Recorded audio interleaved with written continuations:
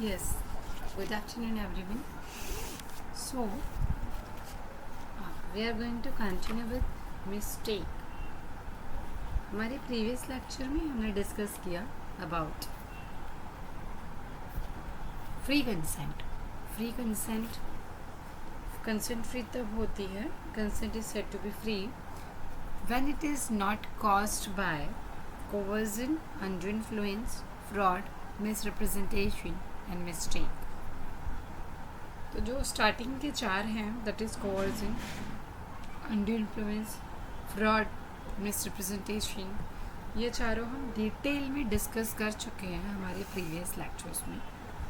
Now we are going to continue with the fifth one that is mistake. Okay, and agreements जिसमें आप enter करते हो mistake से, उसका जो कॉन्सिक्वेंसेस है वो ये होता है कि एग्रीमेंट वॉइड हो जाता है. इसके अलावा जो अदर 4 टॉपिक्स थे दैट इज़ मिस्टेक के अलावा coercion, undue influence, fraud, misrepresentation, उसमें हमने देखा कि जो एग्रीमेंट्स थे वो वॉइडेबल हो जाते थे. बट यहाँ पे क्या होगा, वॉइड हो जाएगा. Void means which does not have any legal existence और any legal validity which you can't enforce in the court of law. तो वो वॉइड वाले एग्रीमेंट्स हो जाएंगे. ओके, सो मिस्टेक से किया गया जो एग्रीमेंट होता है वो वॉइड होता है. एक्चुअली मिस्टेक होती क्या है? So mistake is an erroneous belief at contracting that certain facts are true.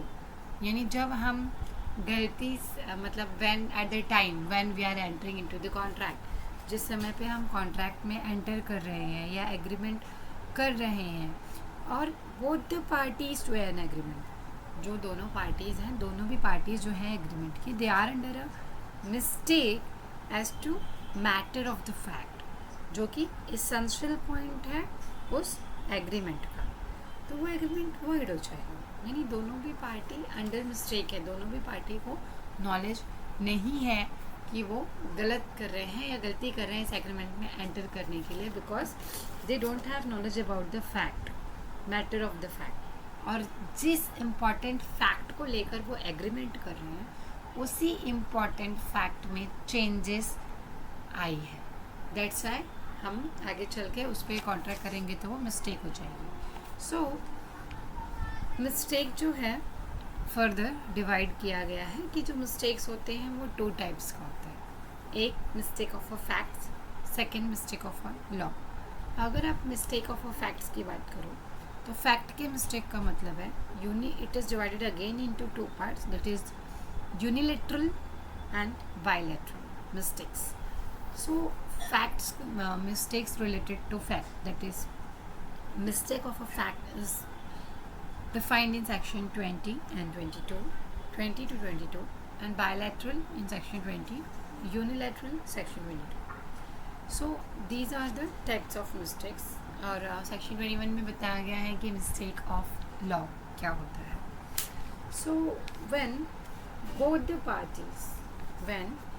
the parties to the contract must be under a mistake, यानी जब दोनों भी पार्टी एक साथ गलती कर रही हो, मिस्टेक कर रहे हो एग्रीमेंट में एंटर करके, इस फैक्ट को लेकर मिसअंडरस्टूड हो कि जो फैक्ट था उनके एग्रीमेंट का, जो इसेंशियल पॉइंट था वो चेंज हो चुका है, तो वो बायलैटरल हो, जहाँ पे both the parties are under mistaken.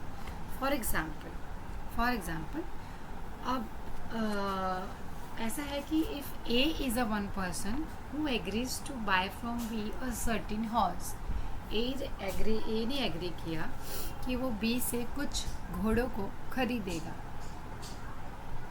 Eight the time when A and B they both were entering into the agreement, they both of them they don't have any knowledge about the कि वो जो घोड़े थे ना, जो horse थे, वो dead हो चुके हैं.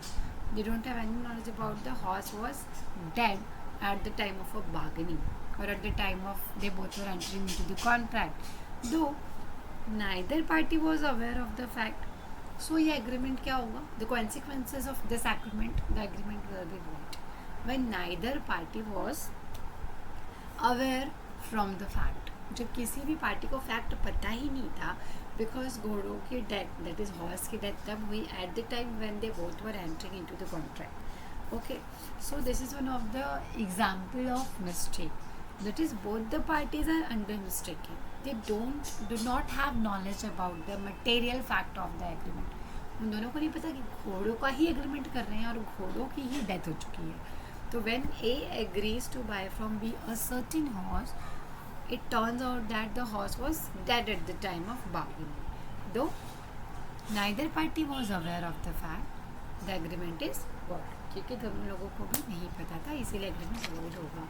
तो जब दोनों लोगों को जानकारी नहीं होती है मटेरियल फैक्ट की और दोनों भी पार्टीज अंडर मिस्टेकन होती है, तो इसे हम बायलैटरल मिस्टेक कहेंगे. ये बायलैटरल मिस्टेक, बायलैटरल फैक्ट्स वाले मिस्टेक्स होते हैं जहाँ पे दोनों भी पार्टीज जो हैं वो एग्री हैं. अब कॉन्ट्रैक्ट वॉइडेबल नहीं होता merely because it was caused by one of the parties being under a mistake. अब ऐसा हो कि दोनों में से कोई एक ही पार्टी अंडर मिस्टेकन हो, तो if there is only one party is under a mistake, तो फिर that contract will not be voidable in nature. If mistake is unilateral then the agreement does not become void. अगर unilateral mistake है तो फिर वो void नहीं होगा. जैसा कि हमने बायलैटरल मिस्टेक में देखा कि दोनों भी पार्टीज अंडर मिस्टेकन होते हैं, दोनों अंडर मिस्टेकन होकर मटेरियल फैक्ट की नॉलेज दोनों को नहीं होती है, and then when they enter into the agreement that is void. But unilateral में क्या होता है, there is only one person who is under mistaken, but जो सेकेंड पार्टी है वो क्लियर है. देयर इज़ नो कन्फ्यूजन और no mistaking of the second party, that he is aware from the complete facts, but the one of the party is under mistaken.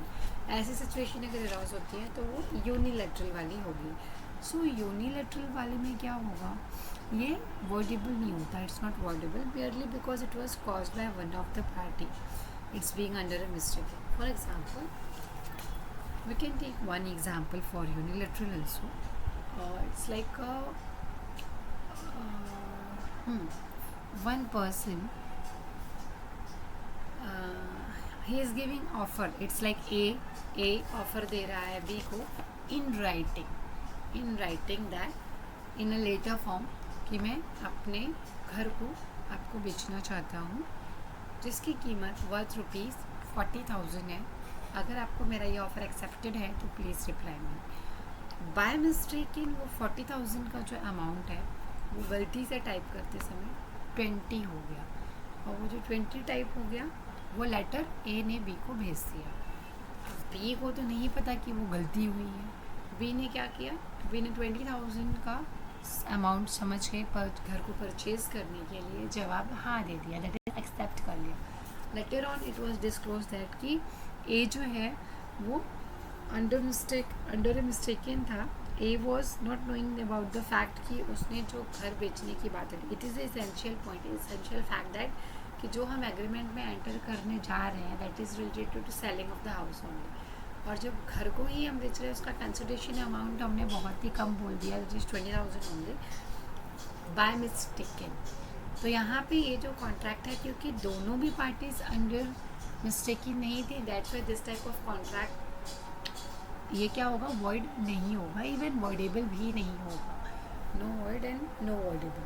So unilateral में क्या हो रहा है, there is only one party जो है वो under a mistaken होती है. So agreement does not become void. Mistake जो होता है, mistake should be one of the fact and not of law. Mistake जो है वो फैक्ट से रिलेटेड होनी चाहिए, लॉ से रिलेटेड मिस्टेक नहीं होनी चाहिए. द रीज़न इज़ वो कंसिडर भी नहीं किया जाता. इफ़ यू से लॉ से related mistakes, mistake of law, second point हमारा है अंडर सेक्शन 21 ओनली, कि अगर आप मिस्टेक ऑफ लॉ करते हो तो उसके क्या इफेक्ट्स आएंगे हम आगे देखेंगे. फिलहाल के लिए just remember that mistake should be one of the fact and not of the law. Mistake should be essential to that agreement. अब जो मिस्टेक हुई है इट इज़ एसेंशियल कि जो भी मिस्टेक हुई है आपसे वो एसेंशियल फैक्ट आपके एग्रीमेंट से रिलेट करता हो. It's like if we are talking about the horse in our first example, अगर आप हॉर्स के बारे में बात कर रहे हो, A agrees to buy from B a certain horse, और at the time when they were entering into the contract horse was dead. तो फिर यहाँ पे क्या हो रहा है, हम किसके बारे में बात कर रहे हैं, घोड़ों के बारे में।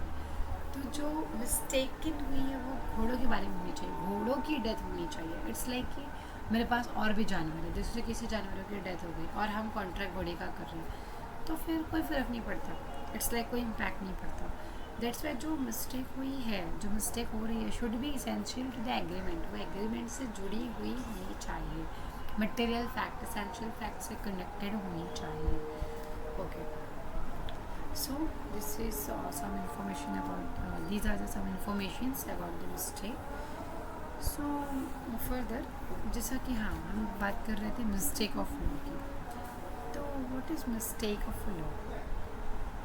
जो कॉन्ट्रैक्ट होता है, a contract is not voidable because it was caused by mistake as to the law in force in India. कोई भी कॉन्ट्रैक्ट वॉइडेबल इस ग्राउंड पे नहीं होता क्योंकि मिस्टेक एज टू लॉ को लेकर हुई है which is enforce in India. This is based on the maxim ignorance of law is not an excuse. Therefore though mistake of a fact vitiates the contract, mistake of a law does not. It's like in a simple language, if we understand, then the magazine says ignorance of law is not an excuse. अगर कानून, आपके देश का कानून आपको नहीं पता, ये कोई एक्सक्यूज नहीं हो। It's like if you are residing in India, you are a citizen of India, तो it is your responsibility to know about the at least basic laws of India. It's like you can't say कि आप चोरी करके ये नहीं कह सकते ना कि oh my God I was not knowing कि अगर मैं चोरी करूँगी या करूँगा तो फिर मुझे जेल जाना पड़ेगा, मुझे नहीं पता था कि ऐसा कोई लॉ है, अगर मुझे पता होता तो मैं चोरी ही नहीं करती। तो मिस्टेकन ऑफ अ लॉ, मतलब आपको नहीं पता कि ऐसा कोई लॉ है, तो ये डिफेंस नहीं चलेगा ना कि ऐसा कोई लॉ नहीं है, गलती हो गई, मिस्टेक हो गई। It's not possible only. Crime है तो क्राइम है, लॉ है तो है, लॉ है तो आपको पता होना चाहिए। It is presumption. क्यों? क्योंकि ignorance of law is not an excuse. आपके देश के basic principles, basic rules, basic कानून आपको नहीं पता, ऐसा नहीं चलेगा। You should know about it. मतलब देर इज़ प्रिजम्पशन ओनली कि आप अगर ये एक्सक्यूज देते हो कि इग्नोरेंस ऑफ आपको लॉ नहीं पता था, तो ये डिफेंस के लिए कंसिडर नहीं किया जाएगा। इसीलिए when we do mistake of a fact, तो वो कॉन्ट्रैक्ट को विशिएट कर देता है, ख़त्म कर देता है, वॉइड कर देता है। But when there is a mistake of a law, तो कॉन्ट्रैक्ट वॉइड नहीं होता, because you can't say that you are not knowing about the law. So if you talk about the foreign law, mistake of a foreign law, then it has the same effect as a mistake of a fact.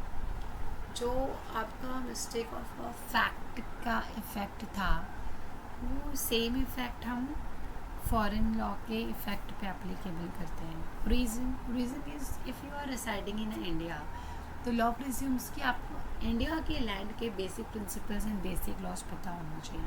We don't presume कि आप it's like foreign country के laws भी आपको पता होना चाहिए। It's like कितनी सारी कंट्रीज़ हैं, we have a too many countries है ना, लैटिन अमेरिका, यूएस, पता नहीं कितनी सारी कंट्रीज़ हैं।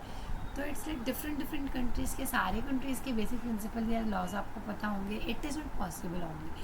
तो that's why there is no presumption under the foreign law. Foreign law में कोई प्रिजम्पशन नहीं है। Mistake of a foreign law says it has the same effect as a mistake of a fact. Mistake of a fact का जो effect है वही foreign law का भी इफेक्ट है।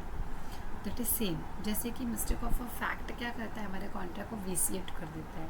तो फिर अगर आप that is a foreign law would vitiate a contract as a mistake of a fact does. अगर कोई फॉरेन लॉ आपको नहीं पता और आपने उस लॉ के अगेंस्ट में जाके किसी कॉन्ट्रैक्ट या किसी एग्रीमेंट में एंटर कर लिया है, तो आपका कॉन्ट्रैक्ट वॉइड हो जाएगा। जैसे कि मिस्टेक ऑफ अ फैक्ट में होता है कि हमको मिस्टेक्स नहीं पता होती, तो हमारा कॉन्ट्रैक्ट क्या होता है, वॉइड हो जाता है। वी वर नॉट अबाउट कि हॉर्स की डेथ हो गई तो कॉन्ट्रैक्ट वॉइड। वैसे अगर हमको नहीं पता कि दूसरे फॉरेन कंट्रीज़ का लॉस क्या है, और अगर आप उसके अगेंस्ट में जाके अगर आप एग्रीमेंट में एंटर कर लेते हो, तो that agreement is also void agreement only, because it has a same effect as in a mistake of a fact. Okay, understood. Foreign law आपको नहीं पता तो चलेगा, फॉरेन लॉ के अगेंस्ट में कोई एग्रीमेंट किया तो वो भी वॉइड होगा। जैसे कि मिस्टेक ऑफ अ फैक्ट के लिए कोई एग्रीमेंट करते हैं तो वो भी क्या होता है, वॉइड होता है। ओके, हाँ, but mistake of a law, if you talk about the domestic laws, that is if you talk about the Indian laws, तो we presume that you have knowledge related to that. Okay, if we discuss about the effects of a mistake, mistake के effects क्या क्या हैं, तो starting से ही हम देखते आ रहे हैं कि मिस्टेक का सबसे पहला इफेक्ट क्या है कि जो एग्रीमेंट होता है वो वॉइड हो जाता है। Agreement is void, mistake of a fact के लिए। दूसरी मिस्टेक क्या है, दूसरा इफेक्ट क्या हो सकता है, एनी अगर if in case it happens कि कोई भी पर्सन कोई एडवांटेज रिसीव करता है उस एग्रीमेंट के थ्रू या उस एग्रीमेंट के थ्रू जो कि वॉइड है, मतलब उस एग्रीमेंट के थ्रू, एग्रीमेंट तो वॉइड है ना, उस एग्रीमेंट के थ्रू अगर आप कोई एडवांटेजेस रिसीव करते हो तो that you are bound to return it, you are bound to return it, you are bound to make compensation for it to the person from whom he received it। For example अपना horse वाला example ही हम continue कर लेते हैं। समझिए वो घोड़े वाला एग्जाम्पल जो हमने लिया था कि ए ने एग्री किया बी को कि वो उसको कुछ घोड़े बेचे। इट टर्न्स आउट दैट वो जो हॉर्स था वो डेड, मर गया eight the time of a bargaining. But bargaining करने के लिए जो ए और बी थे देवर आउट ऑफ द टाउन, वो कहीं और थे। फॉर एग्ज़ाम्पल घोड़े यूपी में है और जो ए और बी हैं they are in a Mumbai, they are dealing कि वहाँ जाने के बाद वो घोड़े वो उनके दे देंगे, या यूपी जाने के बाद या इन फ्यूचर या सर्टेन डेट पे। आज उन्होंने एग्रीमेंट किया but at the time of agreement horse was dead and even the owner was not knowing it, उसको भी नहीं पता था। उसने एग्रीमेंट कर लिया, टोकन अमाउंट ले लिया, later on he comes to knows it कि अरे घोड़े तो मर गए। जब उसे पता चला कि अब घोड़े नहीं रहे तो कॉन्ट्रैक्ट तो वॉइड हो गया, बट ओनर ने जो एडवांस में टोकन लिया है वो तो उसे रिटर्न करना पड़ेगा ना, क्योंकि वो घोड़े तो वो अब दे नहीं सकता जिसकी ऑलरेडी डील हुई थी। तो that's Y any person receives any advantage, अगर किसी पर्सन ने कोई फ़ायदा लिया है अंडर दिस एग्रीमेंट तो he is bound to return that amount, वो अमाउंट आपको रिटर्न करना पड़ेगा। We have need to make an compensation for it to the person from whom he received it, उसे वो अमाउंट उस इंसान को देना पड़ेगा जिसने वो पैसे उसको दिए थे उन घोड़ों को परचेज करने के लिए। Okay, next we have a person to whom money has been paid anything delivered by mistake must repay और रिटर्न इट। या फिर एडवांटेजेस में क्या है कि कोई भी फ़ायदा लिया है तो थर्ड पॉइंट स्पेसिफिकली अलग से मनी से डील करता है कि भाई अगर कुछ मनी कुछ पैसा वैसा लिया दिया है और मिस्टेकन हो गई है हमारे कॉन्ट्रैक्ट एग्रीमेंट में तो वो भी हमको रिपे और रिटर्न करना है। विद दिस हमारा जो मिस्टेक के जो पॉइंट्स हैं एंड्स हियर, एक बार छोटा सा रिवीजन करके फिर आगे बढ़ते हैं। ओके, सो जैसा कि हमने डिस्कस किया, मिस्टेक मीन्स एरोनियस बिलीफ, एक गलत धारणा पे विश्वास करना जो हमें पता ही नहीं है एट कॉन्ट्रैक्टिंग के टाइम पे at the certain fact are true. हम सोच रहे हैं कि वो फैक्ट ट्रू है but it's our erroneous belief, but ये हमारा सोचना गलत है because we are not aware from the reality. ये मिस्टेक हो गया। अब जो मिस्टेक होती है वो mistake of a fact and mistake of a law two types में डिवाइडेड होती है। Further mistake of a fact is again divided into two parts, that is bilateral and unilateral.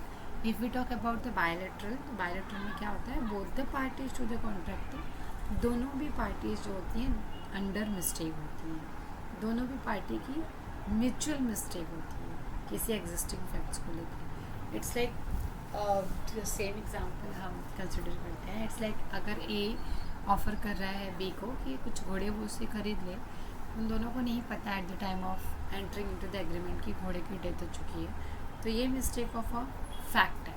That is you are not knowing about the essential fact. आपको essential fact जो है agreement का उसके बारे में नहीं पता था, तो आप एग्रीमेंट में एंटर कर रहे थे, तो वो जो एग्रीमेंट है वो वॉइड हो। यूनिलैटरल में क्या होता है, यूनिलैटरल में सिर्फ एक ही पार्टी अंडर मिस्टेकन होती है, दोनों पार्टी अंडर मिस्टेकन नहीं होती है। एक पार्टी क्लियर होती है और एक पार्टी अंडर मिस्टेकन होती है। तो दोनों में से कभी भी कोई एक पार्टी अगर अंडर मिस्टेकन हो तो वो यूनिलैटरल वाले में चला जाएगा। It's a unilateral mistake. अब एक पार्टी अंडर मिस्टेकन कैसे आती है, मैंने एक एग्जांपल दिया आप लोगों को। इट्स लाइक ये, हाँ, इफ़ मैं किसी को कोई लेटर इशू कर रही हूँ, लेटर लिख के दे रही हूँ कि भाई मेरा जो घर है ये मैं तुमको 30,000 रुपये में बेचना चाहती हूँ, बट वो लिखते समय गलती से मुझसे 30 के बदले 3,000 हो गया, तो सामने वाला तो सोचेगा ना, अरे वाह ये तो बहुत ही अच्छा ऑफर है, 3,000 में मुझे घर मिल जाएगा, तो पिक्चर को फटाक से एक्सेप्ट कर लेते हैं। तो जब उन्होंने एक्सेप्ट किया तो लेटर ऑन आई रियलाइज इसके, अरे मैंने गलती से 30 को 3 लिख दिया था, या 3 lakhs को 30,000 लिख दिया था। तो ये वन साइड की मिस्टेक है, ये यूनिलैटरल मिस्टेक में आता है। तो ये जो यूनिलैटरल मिस्टेक है, इसने कॉन्ट्रैक्ट को वर्डेबल नहीं किया, ना ही वॉइड किया। मीन्स ना ही यहाँ पे वो एग्रीमेंट ख़त्म हो गया जो मैंने सामने वाले को भेजा था, उसका कोई लीगल एग्जिस्टेंस या वैलिडिटी नहीं हुई, ना ही वो वॉइडेबल हुआ। It's like at the option of the party. अभी भी वो वॉइडेबल नहीं है, it's a mistake, I will make correction in that. अगर उसके बाद वो सामने वाले को ऑफर एक्सेप्टेड होगा तो परचेज कर लेगा, घर नहीं तो नहीं करेगा। इसके अलावा हमने देखा कि मिस्टेक ऑफ अ लॉ क्या होता है। So mistake of a law में वर्डेबल नहीं होते contracts, because mistake of a law का जो कॉन्ट्रैक्ट है, the contract is not voidable because it was caused by the mistake as to the law in force in India. So it's based on the maxim, कौन से maxim पे, ignorance of law is not an excuse. Therefore, though mistake of a fact vitiates the contract, but mistake of a law does not. Mistake of fact से आपका contract ख़त्म हो जाता है, and हो जाता है, लेकिन मिस्टेक ऑफ अ लॉ से ऐसा कुछ नहीं होता है। Okay, it's like mistake of a law में मैंने बताया ना, it's like we have a presumption under that. Presumption है कि आपको आपकी कंट्री के basic laws and basic principles पता है, तो फिर उसमें मिस्टेक हो गई या पता नहीं था वाला चांस ही नहीं है ना, वो आपको पता ही होना चाहिए। सो इसलिए वहाँ पे मिस्टेकन जो है उससे आपका कॉन्ट्रैक्ट वर्ड नहीं होगा, अगर आपने मिस्टेक होने को डिफेंस बनाया तो या डिफेंस लिया तो। मिस्टेक ऑफ फॉरेन लॉ में क्या हो रहा है, it has the same effect as a mistake of a fact. Mistake of a fact में जो इफेक्ट लेता है, फॉरेन लॉ भी वही इफेक्ट लेता है, क्योंकि फॉरेन लॉ है ना, तो we are not bound to know about the foreign law. Foreign law भी आपको पता हो, ऐसा कोई बाउंडेशन नहीं है, या ऐसा कोई प्रिजम्पशन भी नहीं है कि फॉरेन लॉ आपको पता हो। तो जैसे कि अगर हमको नहीं पता होगा और हम कॉन्ट्रैक्ट और एग्रीमेंट में एंटर कर लेते हैं, it's like we are not aware about the essential facts, और हमने कॉन्ट्रैक्ट में एंटर कर लिया तो कॉन्ट्रैक्ट वॉइड हो जाता है। वैसे ही if you don't know about the foreign law और आपने फॉरेन लॉ के किसी टर्म्स एंड कंडीशंस को ब्रिज करके कोई एग्रीमेंट कर लिया है, या उसके अगेंस्ट में कोई एग्रीमेंट कर लिया है, तो एब्सोल्युटली फाइन, बिकॉज यहाँ पे भी ऐसा कोई प्रिजम्पशन नहीं है कि आपको इंटरनेशनल कंट्रीज़ के भी लॉज पता होना चाहिए, या दूसरे कंट्रीज़ या फॉरेन कंट्रीज़ के लॉज पता होना चाहिए।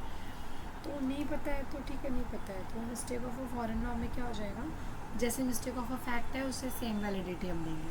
वहाँ पे क्या होता है, कॉन्ट्रैक्ट वर्ड होता है, तो यहाँ पे भी क्या हो जाएगा, कॉन्ट्रैक्ट वर्ड हो जाएगा, मतलब जिसकी कोई लीगल एग्जिस्टेंस या वैलिडिटी नहीं है। फर्दर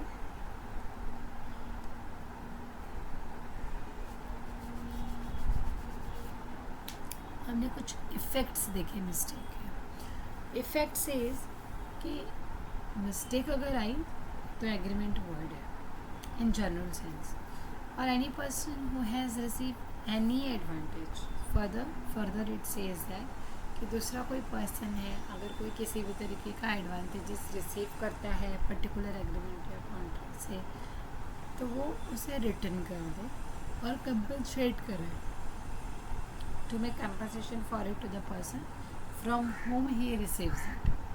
तो compensation दो, उसका आप खर्चा भी दो उसको। a person to whom money has been paid or anything delivered by mistake must repay or return it। और जिसे अगर पैसे वैसे की लेन देन हुई है या कोई सामान वामान कुछ दिया है तो फिर रिपे और रिटर्न इट, उसे वो रिटर्न कर देना चाहिए। कॉन्ट्रैक्ट तो आगे बढ़ा ही नहीं ना, मिस्टेक ऑफ अ फैक्ट की वजह से कॉन्ट्रैक्ट तो वहीं ख़त्म हो गया, कॉन्ट्रैक्ट तो वहीं के वहीं वॉइड हो गया। तो जब कॉन्ट्रैक्ट आगे नहीं बढ़ा तो जो भी व्यवहार हमारे बीच में हुआ है the same thing we should return, वो हमको क्या कर देना है, रिटर्न कर देना है, वापस कर देना है। विद दिस हमारा मिस्टेक का कॉन्सेप्ट भी यहाँ पे ख़त्म होता है।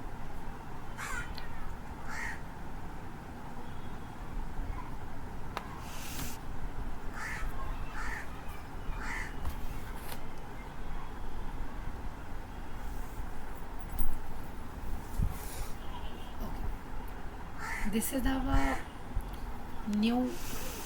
our new topic, that is consideration. Now सबसे पहले तो it is essential for us to know about the what is consideration. Consideration होता क्या है, पहले हम वो समझेंगे, उसके बाद हम देखेंगे कि क्या रूल्स अवेलेबल है हमारे पास रिलेटेड टू कंसिडरेशन। कंसिडरेशन की बात करें तो section 2 clause D defines consideration. Consideration means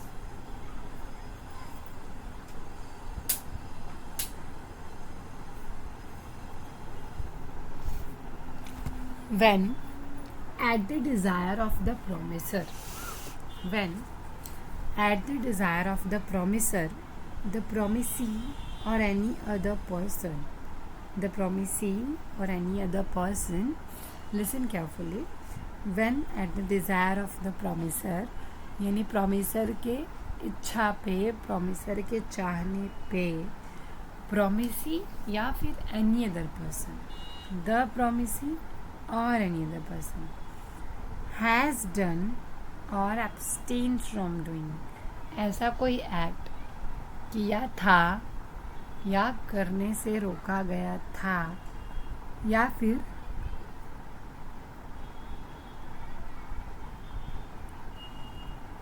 does और एब्सटेन फ्रॉम डूइंग, या फिर कर रहे हैं या करने से रोके जा रहे हैं, या फिर प्रॉमिस टू डू और एब्सटेन फ्रॉम डूइंग, या फिर प्रॉमिस किया जा रहा है कि फ्यूचर में वो उस एक्ट को करेंगे, या प्रॉमिस किया जा रहा है कि फ्यूचर में भी वो उस एक्ट को नहीं करेंगे।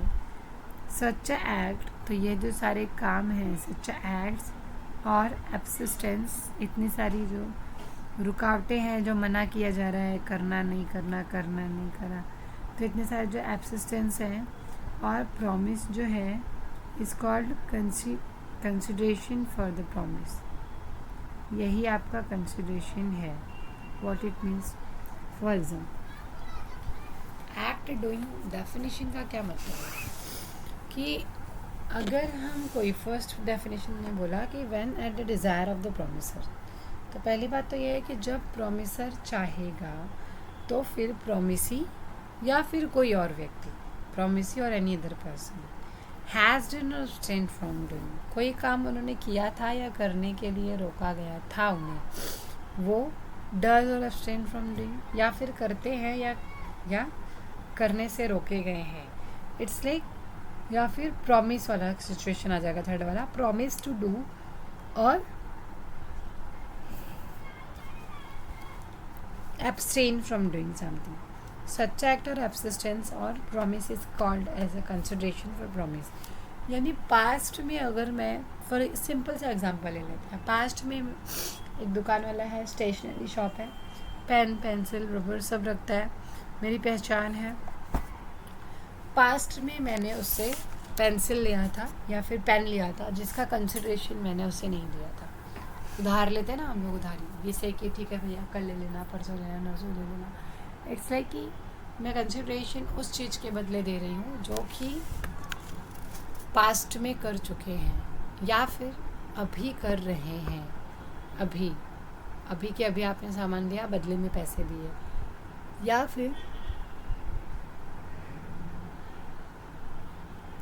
फ्यूचर में करेंगे। इट्स लाइक करने वाले हैं फ्यूचर में, या फिर that is promise to do, या फिर हमने कंसिडरेशन दिया ही नहीं है, प्रॉमिस दे रहे हैं बदले में, मतलब सामान ले लिया उसके बदले में प्रॉमिस दे रहे हैं, प्रॉमिसिंग टू डू, कि मैं आपको प्रॉमिस कर रही हूँ कि मैं आपको कल तक पैसे ला के दे दूँगी। तो ये जो सिचुएशंस है, या तो कल दिया था या आज देंगे, या फिर आने वाले कल में देंगे।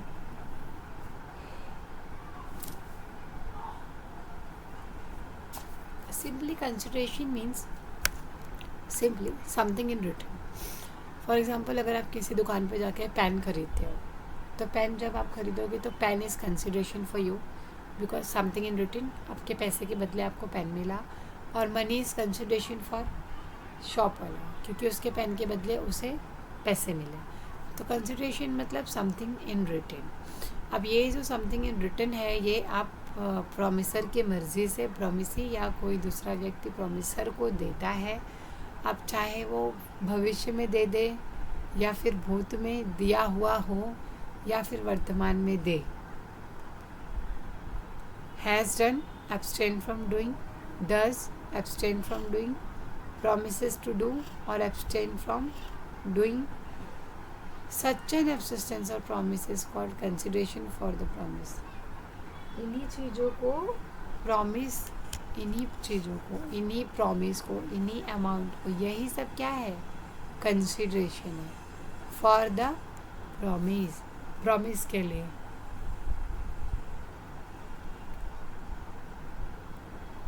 So, when a party to an agreement promises to do something, he may get something in a return. यानी अगर आप प्रॉमिस करते हो कि हाँ मैं आपको कल पैसे दे दूँगी, या फिर आप मुझे सामान दे दो, कल के बदले में, पैसों के बदले में आके आपके घर पे आपके बच्चों को 1 घंटा पढ़ा दूँगी, तो it's like something in a return. अभी something in return it is not essential consideration में कि कैश ही होना चाहिए। ये समथिंग इन रिटन कुछ भी हो सकता है, मतलब आपकी सर्विस भी हो सकती है। इट्स लाइक जैसे कि मैंने कहा कि आप मुझे सामान दे दो, बदले में मैं आके आपके घर पे बच्चों को 1 घंटा पढ़ा दूँगी, तो मेरा जाके पढ़ाना भी कंसिडरेशन है, मेरा वो प्रॉमिस करना भी कंसिडरेशन है। तो consideration does not only means कि मनी में ही आप कन्वर्ट करोगे या कंसिडर करोगे, आपके द्वारा दी गई सर्विस को भी हम कंसिडरेशन में कंसिडर कर सकते हैं। So when a party to an agreement promises to do something,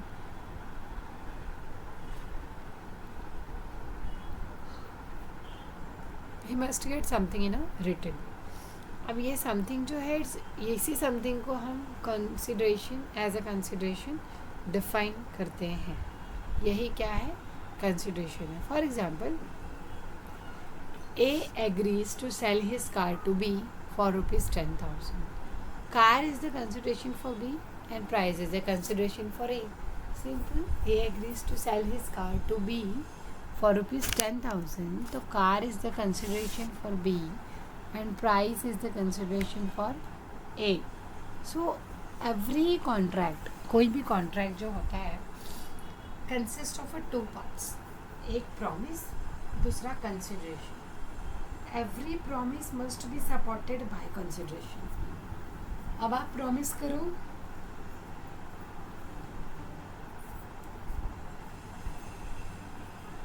कुछ देर बाद पैसे देने की, या फिर आप प्रॉमिस करो कुछ देर बाद पैसे देने की, या फिर आप प्रॉमिस करो कुछ दिनों बाद पैसे देने की, या फिर कुछ हफ्तों या महीनों के बाद, जो किसी भी फॉर्म में हो वो प्रॉमिस कंसिडर किया जाएगा। Every promise must be supported by the considerations. हम प्रॉमिस को भी कंसिडरेशन में इंक्लूड करते हैं।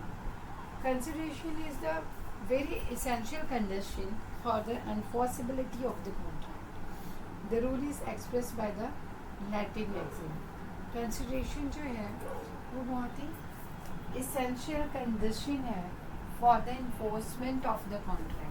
किसी भी कॉन्ट्रैक्ट को अगर आपको एनफोर्स करना है, एप्लीकेबल करना है, लागू कराना है, तो ये ज़रूरी है कि जो आपका कंसिडरेशन है वो हो आपके पास। Consideration is essential condition for the enforceability of contract. The rule is express by Latin maxim.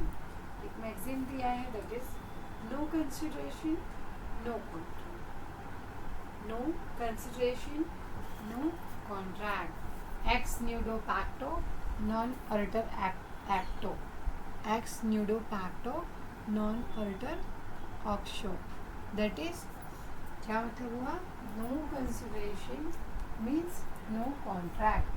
So according to Indian Contract Act, following are the essential requirements of a consideration. तो क्या requirements है? Consideration की कुछ requirements हैं, कुछ rules regulations and principles हैं जो हमको पढ़ना भी पड़ेगा, फॉलो भी करना पड़ेगा। ओके, सो फिलहाल के लिए तो सबसे पहले सब लोग अपना बेसिक माइंड बना लो। Consideration means something in a return. अब ये जो समथिंग इन अ रिटन है, ये या तो किसी काम को करके करना है या किसी काम को बिना किए करना है। पास्ट में करेंगे तो भी चलेगा, प्रेजेंट में करेंगे तो भी चलेगा, फ्यूचर में करेंगे तो भी चलेगा। That is promise. Promise to pay is also a part of a consideration. Promise to pay भी क्या है? कंसिडरेशन का इम्पोर्टेंट पार्ट है। पार्ट है क्या? कंसिडर किया जाता है प्रॉमिस टू पे को, कि हमने प्रॉमिस टू पे किया है, मतलब कंसिडर किया है कंसिडरेशन को।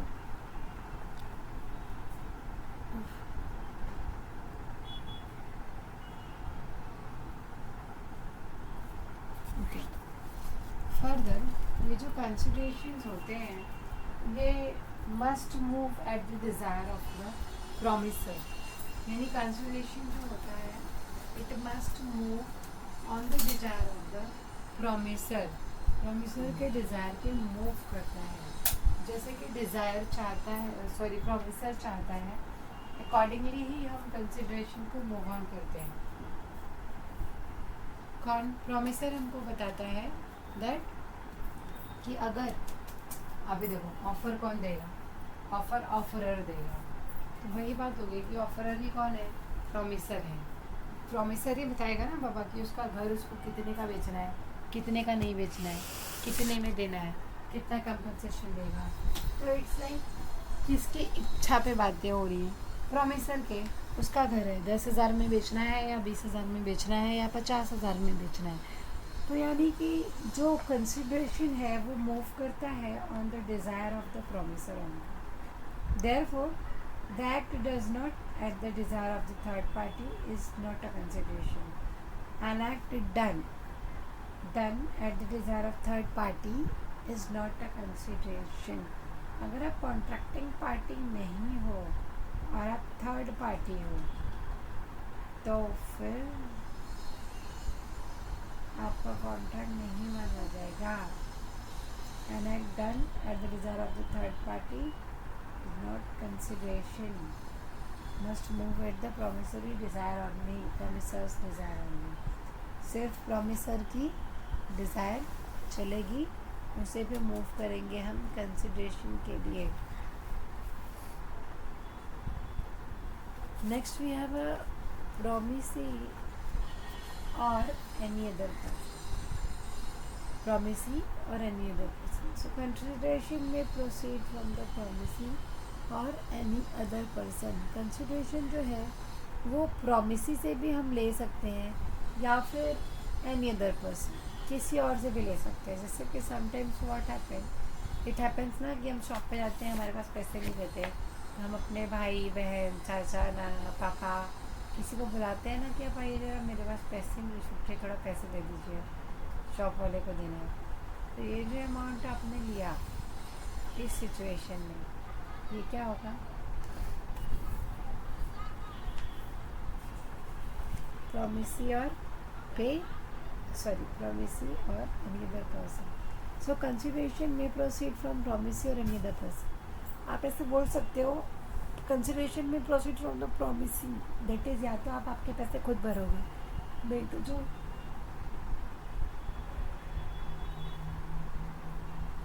तो जो आपके दादा मामा पापा फ्रेंड बहन सिस्टर ब्रदर जो भी आपके पास अवेलेबल है, आप उन्हें भी वो पैसे भरने के लिए बोल सकते हो।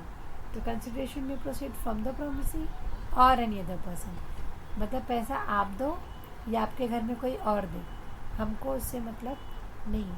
लेकिन आपने अगर सामान लिया है तो रिस्पॉन्सिबिलिटी दुकान में पैसे देने की है, आप दो या कोई और दे तो भी चलेगा। If you talk about the English law ये कहता है a person not, English law का ये कहना है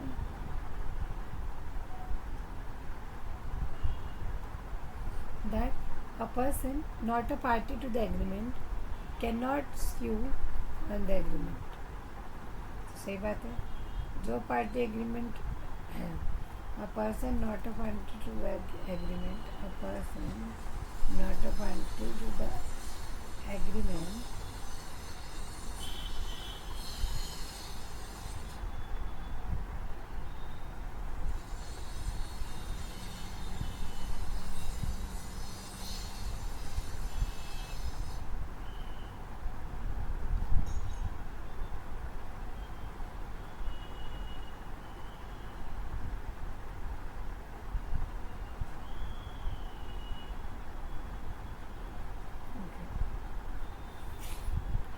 तो कंसिडरेशन में प्रोसीड फ्रॉम प्रॉमिस और एनी अदर पर्सन, यानी कि जो कंसिडरेशन का अमाउंट है वो कौन देगा, या तो प्रॉमिस ही खुद देगा या उसके पहचान का दोस्त, फ्रेंड सर्कल, घर वाले, रिलेटिव्स में से भी कोई दे सकता है। However a person not a party to the agreement certain, not a party to the agreement and such a no longer such a no stranger to the contract is allowed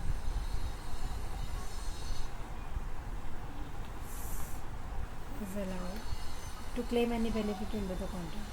Consideration as per the English law must proceed from the promisee himself and not yet from any other person.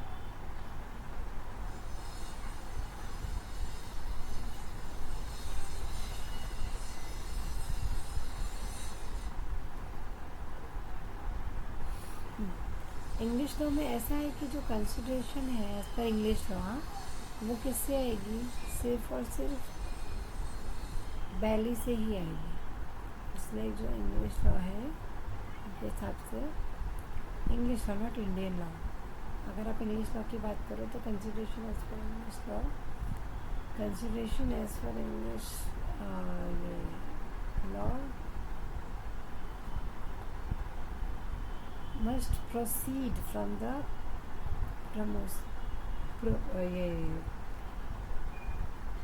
promisee himself and not from any other person. It's like आपके पास है तो आप भी पैसा दे सकते हो, that is भाई बहन चाचा मामा। बट फॉरेन लॉ में कैसा है, इंग्लिश लॉ में, कि कंसिडरेशन जो है वो सिर्फ प्रॉमिसी ही देगा, मतलब जिसका एक्ट है, जिसने एग्रीमेंट में एंटर किया है, पैसे भी वही देगा। हमारे यहाँ पे क्या है वर्सेस इंडिया में, इंडिया से इसकी पैसा तो हम स्ट्रेंजर से भी ले लेंगे। अगर आप सामान लेके बोलो कि इनसे पैसे लेने हैं तो हम उनसे भी पैसे मांग लेंगे। वी डू समटाइम्स ना, कि हम सामान लेके आते हैं, पैसे बोलते हैं बाद में देंगे, या बाजू वाले से दिला देते हैं, वही चीज़ बताई गई है। In India as per the guidelines, sorry for the definition, in India, as per the definition in the section 2 clause D, it is not necessary that consideration must move from the business. Consideration must move from the business. Only a consideration must move from the promisee only. A stranger to an agreement can sue on the agreement if such a person is a beneficiary. It mean simply India में कैसा है, it is not necessary the consideration must move from the promisee only, यानी promisee के अलावा और भी जो लोग हैं, दूसरे जो मेंबर्स हैं, जो रिलेटिव्स हैं, वो भी पेमेंट कर सकते हैं। इंडिया में चलता है, but according to foreign country में नहीं चलता। Further we says a stranger to an agreement can sue on the agreement if such a person is a beneficiary, यानी अगर बेनिफिशियरी है तो बेनिफिशियरी के बिहाफ में दूसरा कोई सेव कर सकता है, if there is any beneficiary. But beneficiary तो है नहीं, तो जब बेनिफिशियरी नहीं है तो बेनिफिशियरी के बिहाफ में कौन सेव करेगा, कोई सेव नहीं करेगा। तो फिर ये there option is there for saving, it's like beneficiary के लिए हम सेव कर सकते हैं।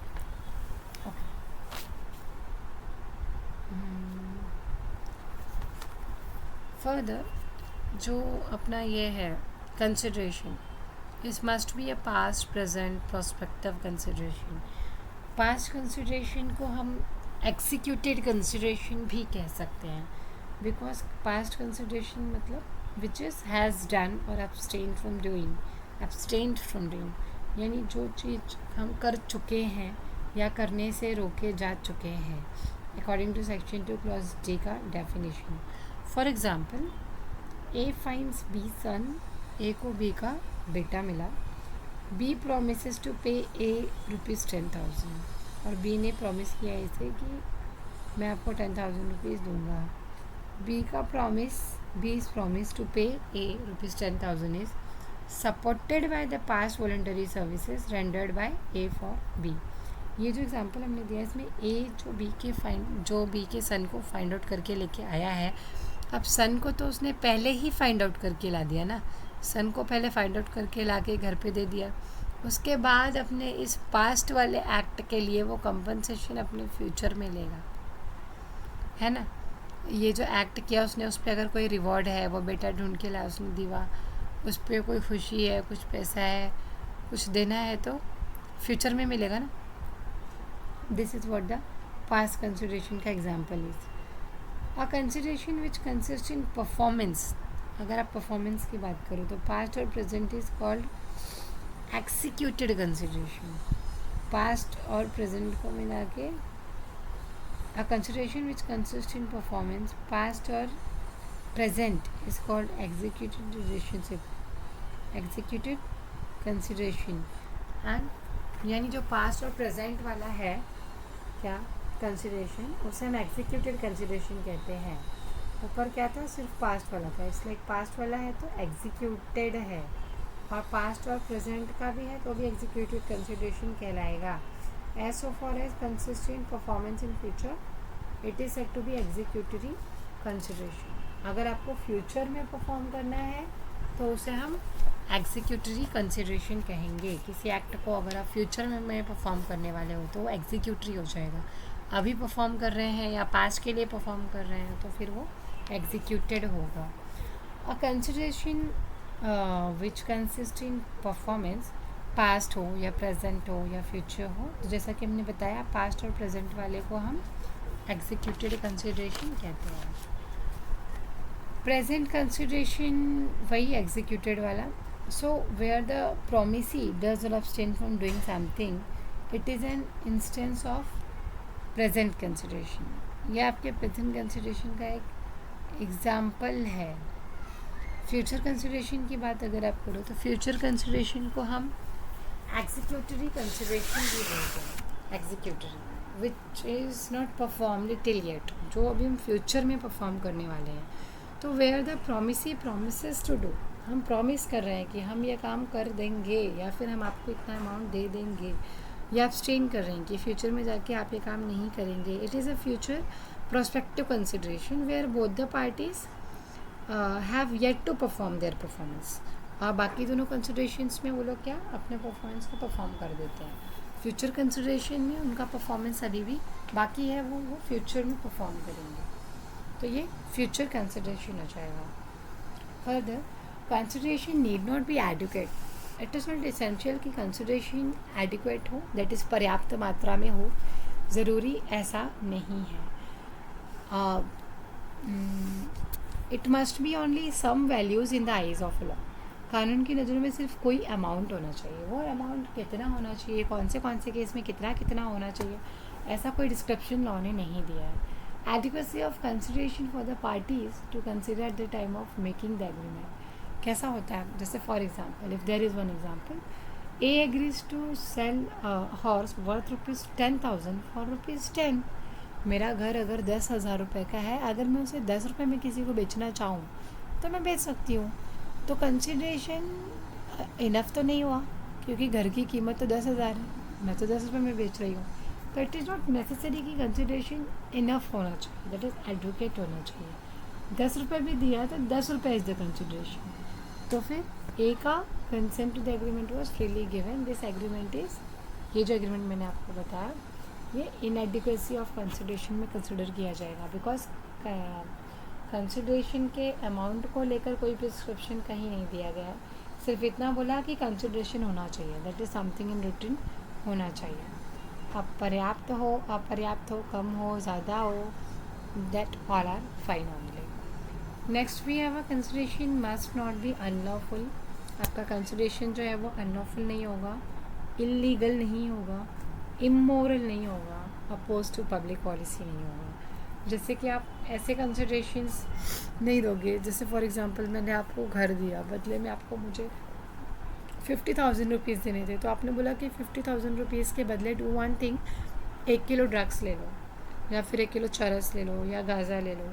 तो ये क्या हो जाएगा, मेरा कंसिडरेशन, आपका कंसिडरेशन तो लॉफुल है, आपको आपके सामान के बदले में आपको घर मिल रहा है. But what about my consideration, मेरा कंसिडरेशन क्या हुआ, अनलॉफुल हो गया. तो consideration must not be unlawful. Unlawful नहीं होना चाहिए, इलीगल नहीं होना चाहिए, इमोरल नहीं होना चाहिए. ये चीज़ें कंसिडरेशन में नहीं आनी चाहिए. अपोज टू पब्लिक पॉलिसी नहीं होना चाहिए. इस पॉइंट में सेक्शन 23 भी आता है, जो कि हम हमारे नेक्स्ट लेक्चर में कंटिन्यू करेंगे. नेक्स्ट वाला भी हम थोड़ा सा ओवरऑल ओवरव्यू करके डिस्कस कर लेते हैं. That is consideration must be real not illusory. यानी आपका जो कंसिडरेशन है वो रियल होना चाहिए, ऐसे एल्यूशरी नेचर का नहीं होना चाहिए. An agreement without consideration is void, ऐसा सेक्शन 25 में लिखा हुआ है.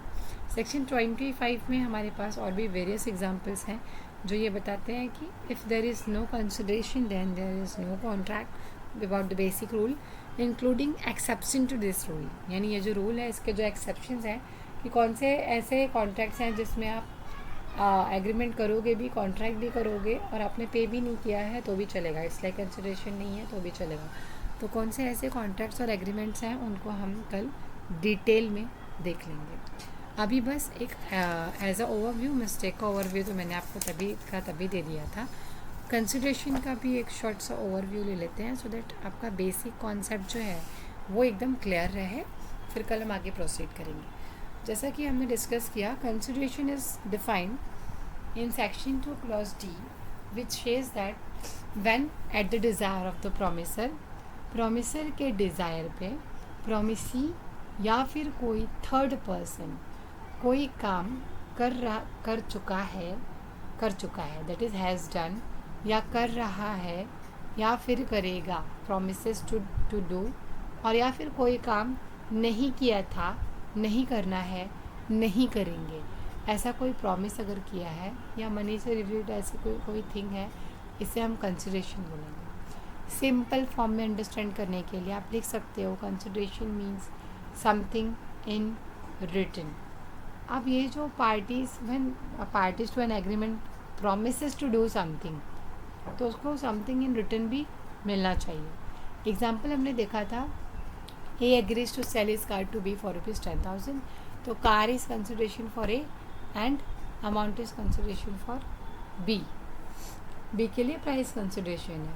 Okay, so there is a one magazine, it's like no consideration no contract. Consideration नहीं है तो कॉन्ट्रैक्ट नहीं है. कुछ बेसिक एंड इम्पॉर्टेंट रूल्स हैं related to consideration. That is consideration must move at the desire of the promisor. Consideration कहाँ से आएगा, प्रोमिसर के डिज़ायर पे मूव ऑन करेगा. जैसे कि मेरा घर है, मैं प्रोमिसर हूँ, मैं जिसे बेचने के लिए ऑफ़र दे रही हूँ वो प्रोमिसी है, तो मेरा जो घर है वो मैं कितने में बेचूँगी ये मैं डिसाइड करूँगी. That is promisor will decide. Consideration must move at the desire of the promisor कि मैं 5,000 में दूंगी, 10,000 में दूंगी, 15 में दूंगी, 20 में दूंगी. तो कंसिडरेशन कैसे मूव ऑन करेगा, प्रोमिसर के डिज़ायर पे. सेकेंड हमने देखा प्रोमिसी और एनी अदर पर्सन. अब कंसिडरेशन जो है it may proceed from promisee और any other third person according to Indian law. Indian law permit करता है कि प्रोमिसी जो है वो या तो खुद पैसे ला कर दे, कंसिडरेशन दे, या फिर वो अपने किसी भी चाचा, मामा, दादा, काका जो भी उसके पहचान में है, जिसके पास भी वो फैसिलिटी अवेलेबल है, आप उससे कंसिडरेशन ले लो.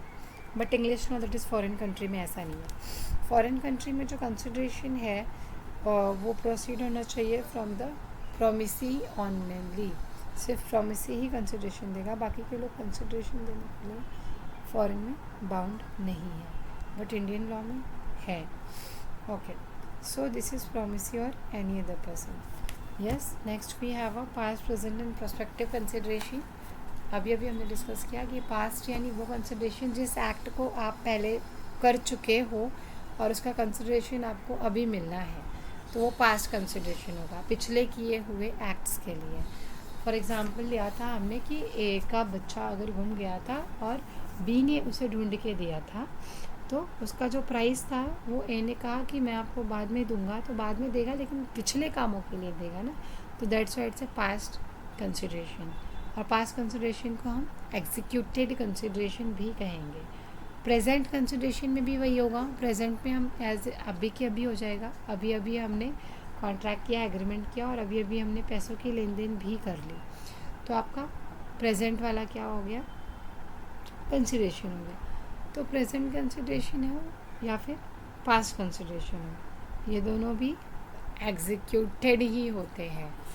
थर्ड वाला we have a prospective consideration, आप प्रोस्पेक्टिव बोलो या फिर फ्यूचर बोलो।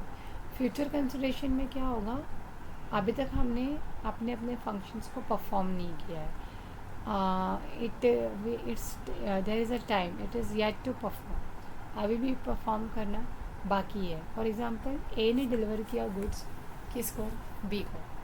ए ने प्रॉमिस किया कि मैं तुमको गुड्स डिलीवर कर दूंगा जब शिप आएगी, तो बी ने कहा ठीक है, जब गुड्स आ जाएंगे और गुड्स के बिल्स आ जाएंगे तो मैं भी तुमको 1000 रुपये दे दूँगा।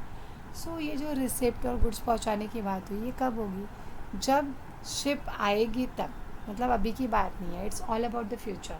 तो ये फ्यूचर कंसिडरेशन है दोनों का, कि जब शिप आएगी तब वो उसमें से प्रॉमिस कर रहा है कि कुछ गुड्स दे देगा, और again opposite party is promising कि ठीक है मुझे दे देना।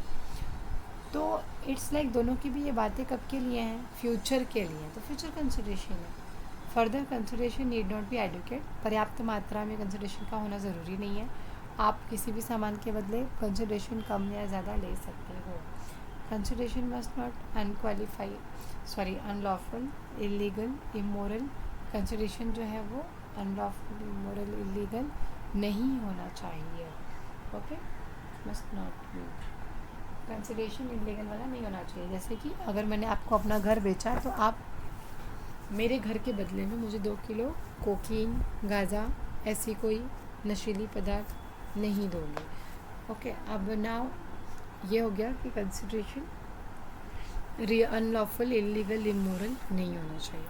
अब जो हमारे ये लास्ट के 2 पॉइंट्स हैं, दैट इज़ सेक्शन 23 वाला एंड सेक्शन 25 वाला, इन दोनों पॉइंट्स के साथ ही हम कल कंटिन्यू करेंगे विथ सेक्शन 23 एंड 25 के एग्जाम्पल्स के साथ। Okay, so till now you people just remember about the mistake के कुछ basic rules and regulations, including consideration क्या होता है, plus some of the essentialities of the consideration.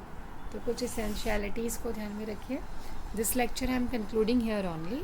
Last के जो 2 पॉइंट्स हैं हमारे, इमोरल और अपोज टू पब्लिक पॉलिसी और मस्ट बी रियल, इसमें 2 सेक्शंस दिए हैं, उन सेक्शंस को हम पहले कल डिस्कस करेंगे, फिर हम कंसिडरेशन के फर्दर पॉइंट्स से डील करेंगे। Okay, yes, so this lecture I am concluding here only.